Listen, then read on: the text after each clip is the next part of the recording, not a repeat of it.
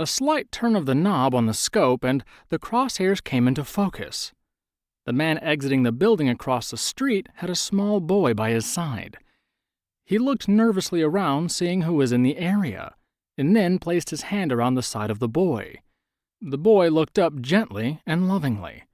It was clear that this was his father, or someone very trusted. As they started to walk forward, the crosshair drifted from one to the other. First the man, then the boy, then back to the man. They were high-level targets coming directly out of a building that was known to supply ISIL with many of its weapons in this part of the world.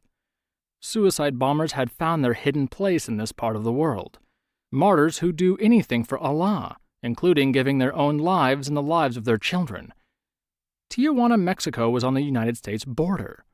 A suicide bomber equipped to set off a terrorist attack on the pedestrian bridge linking the two countries would be a feather in the cap of ISIL. It would strike fear into the hearts of Americans and the Mexicans while pushing their attention to border security and off ISIL. The scope tightened in, drawing hard upon the man. He had something under his coat, something that was covered and he didn't want people to know about. He placed a hand on the boy's shoulder and pulled him in front of him as a human shield for anybody that might be watching. The boy twisted and turned, trying to look back at the older man, wondering if what he was doing was right. A deep breath in, and the muzzle of the rifle steadied and dropped into place. No confirmation, the shooter thought, still holding their finger outside the trigger guard. On the left side of the street, two men stepped out from a doorway and started walking toward the man and the boy. At the sound of their feet hitting off the pavement, the man's head jerked around to see them moving toward him, and he started to pick up his pace. The men in the back were white, definitely not of Mexican descent. They were dressed in suits and didn't fit the situation at all. They were out of their element. "Show it to me," whispered the voice behind the gun, the finger dropping down and dusting on top of the trigger. "Just show me once."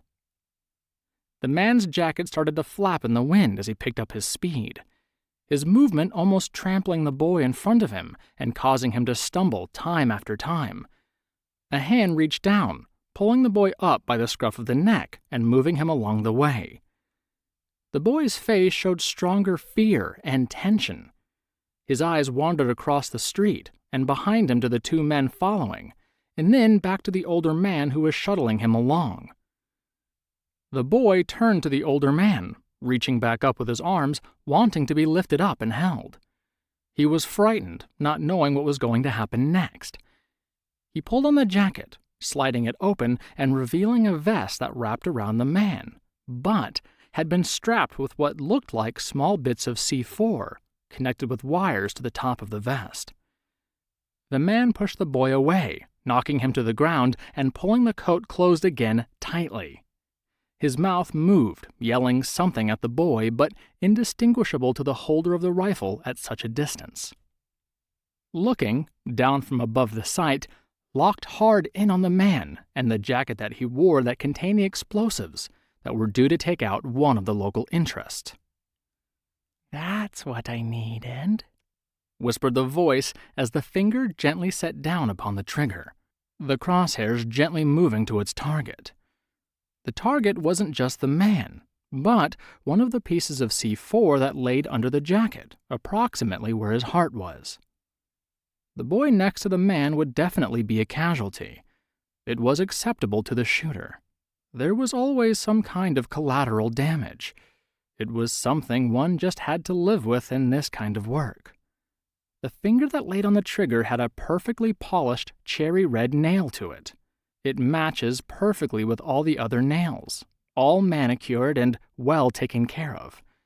They fit in perfectly with the woman that held them.